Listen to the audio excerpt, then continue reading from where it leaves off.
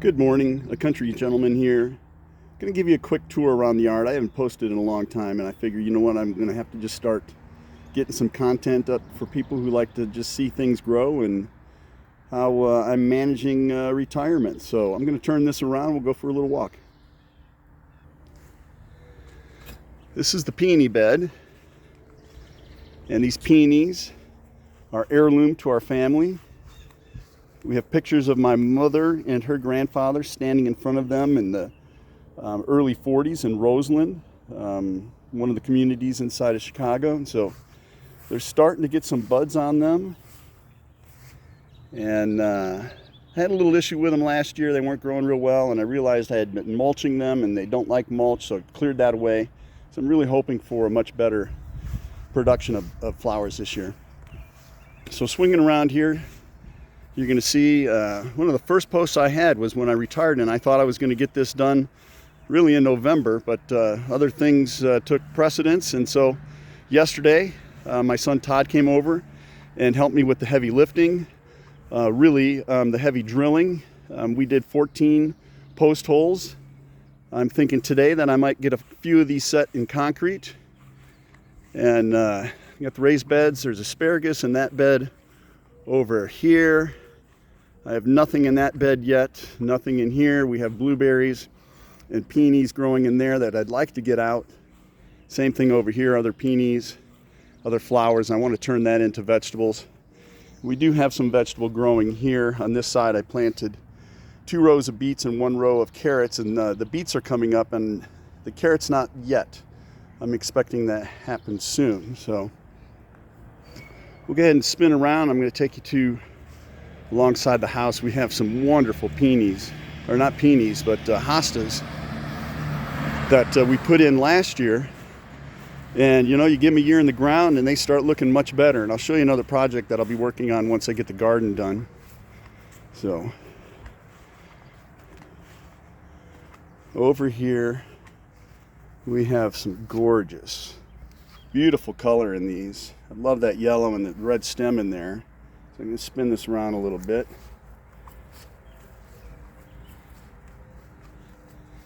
That's got some really cool character to it, to the leaves. Right down below we have some variegated mouse ears that weren't doing well in another spot, and I transplanted those last year. That's a really cool hosta there. Again, great color. And then a couple of larger ones. This one, I don't know what happened to that leaf, but so there we go. Red bud that we had planted when we first moved in. It was shorter than Sally. It's looking really, really nice. So I put this fence in a week or two ago, mimicking the fence on the other side. We're going to smooth this grass out, get a little bit better grass growing in there. We're imagining a little two-topper, something we can sit in the shade in the morning and enjoy the summers. And so this bed here, I just started laying some cardboard and mulch down just to kill the grass. And this is going to be an all summer long project. I'll lay some cardboard, I'll get some compost from the city compostery and lay that down, and then we'll move hostas and other plants, probably some Solomon seal and other things. But we really do want to get a sun portion in this as well, so we can get some flowers in. I think we're going to get some black-eyed Susans over here and probably over in this corner as well. So this now is the red bud tree hosta bed, and we have some big blues in here. They're looking really nice, looking really healthy. This hosta right back in here, it's one of my favorites. It's got a long, slender stalk, and it gets up about 2 feet tall. Some nice variegated such here, and good color. I think that might be a guacamole. You know, and Sally and I have a bad habit of, if we can't find a spot, we make a spot, and then later we regret putting it in there because we have to move it. But you know, it's better than killing a plant. So some tiny variegated there, and I've been fighting a battle with yucca in this spot, and I think I'm getting ahead on it, but we still have one there and a couple of big blues. And here's a situation, like I mentioned, woman in town wanted to get rid of a couple of hostas, and so we picked them up, and they were small at the time, and so we got 2 of them here. This one there I'm going to be dividing up and putting in the new shade garden, so pretty cool there. So let's go ahead and we'll walk back down to the hill to what we call the fern bed.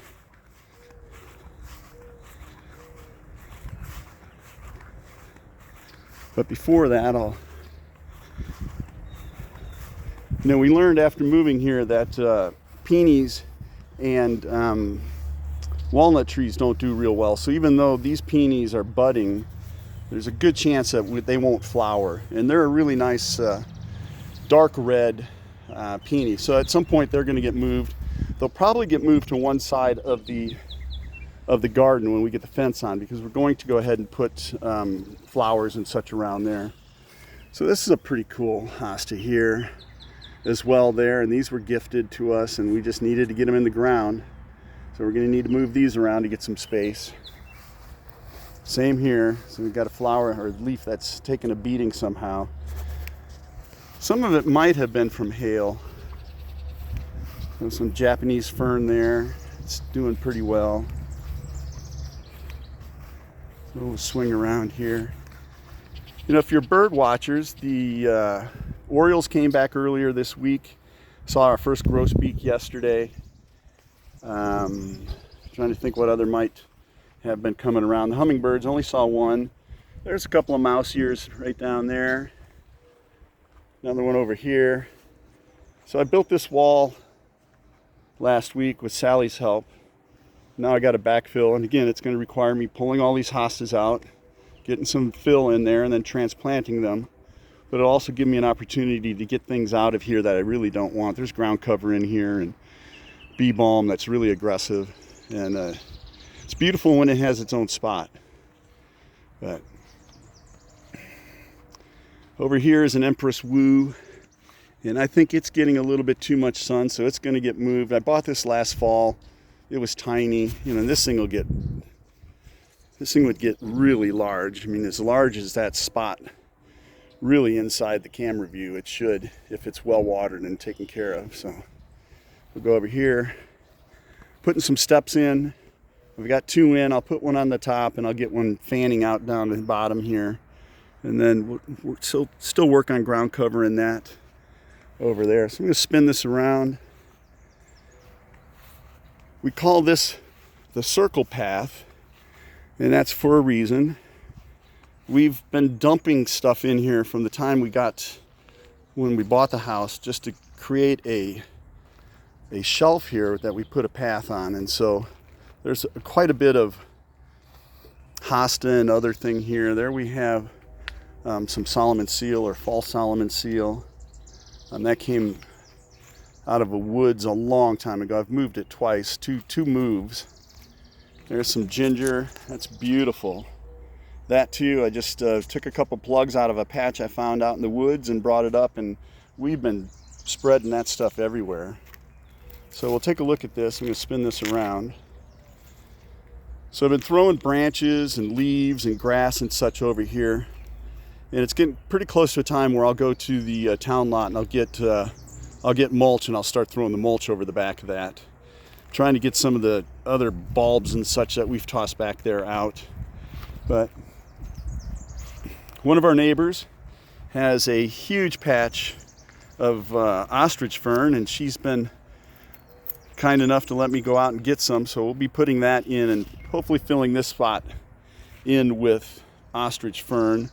And then between here and the walnut bucket nailed on that tree, really can't tell, but there's a red bud that we put in, and we're hoping that will fill that in as well. So this little area here, I'm going to go around the top. I'll let you know what we're going to be doing.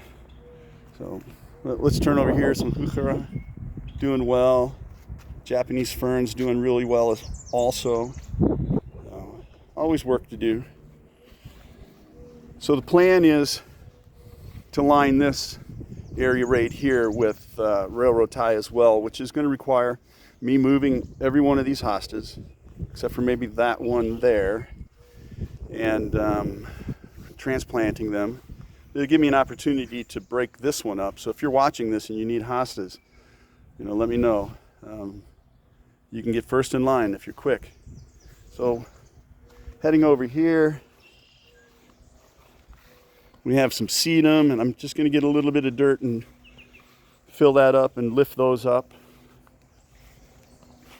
And then this is our other shade garden. Sally put this in a couple years ago when I was recovering from spinal fusion. She did a wonderful job. I mean, it is really beautiful. That, I believe, is Ligulera. It'll have a really kind of cool yellow flower that grows up in it. There's a lot of hosta in here. And again, it was just trying to fill space. So we'll be moving things. But some beautiful color. There's a nice stand, again, of the Fall Solomon seal. A really pretty small hosta there. As a gardener, we're always learning. I think this dogwood either suffered from the drought last fall and didn't set many buds, or it might be too shady here. So we'll figure that out by watering it once a week for an hour, trying to eliminate that as a potential cause. So again, just some beautiful hostas in here if you're a hosta person. There's another Ligulera. That's a set of 3 guacamole, I believe. And more. This is a lady's mantle, and it's not looking really good. I sprayed some deer stink on it, and it just kind of stained it. So I really kind of need to wash that off. Some big blues here. And this is kind of the base of this. And then we have our guardian owl there as well. What it keeps away, I don't know. So over here, from that little clump that I told you I took out of the woods, we were able to get that growing. We move on up to this side of the path, show you a few other things. I'll be moving this old fencing here that I bought at an antique store along the circle path and hook some light up to it. Some battery operated stuff. It'll look really nice. So coming up here, some bloodroot right there. And then next to that, we have a jack in the pulpit, some fern, nice tall weed. And then moving over here, variety of smaller hosta. There, I think that might be like curly fry or something like that. Stiletto, I think actually is what it is. Some more stiletto, Japanese fern, and then nice little grouping of jack in the pulpit. And we'll turn around here. There's our rhododendron we put in last year, and it's got some small buds on it, so we're hoping it flowers this year. Something big, I don't know what that is in the corner, but it's going to be big, you can tell. And then some smaller stuff, and I think this is some kind of queen or something here. It's larger than these along the side. So we'll kind of speed this up and get done. This is the hosta flower bed. And we've learned about maples here that they'll just choke out your hostas. So we'll get that out, just get some ground cover in there. I've been clearing this out to try to get a little more light back here, but not too much that it would alter the shade garden. So that's pretty much what we got going here. I'd show you the side of the yard or side of the driveway, but you know what? We'll get to that another time. So have a wonderful day.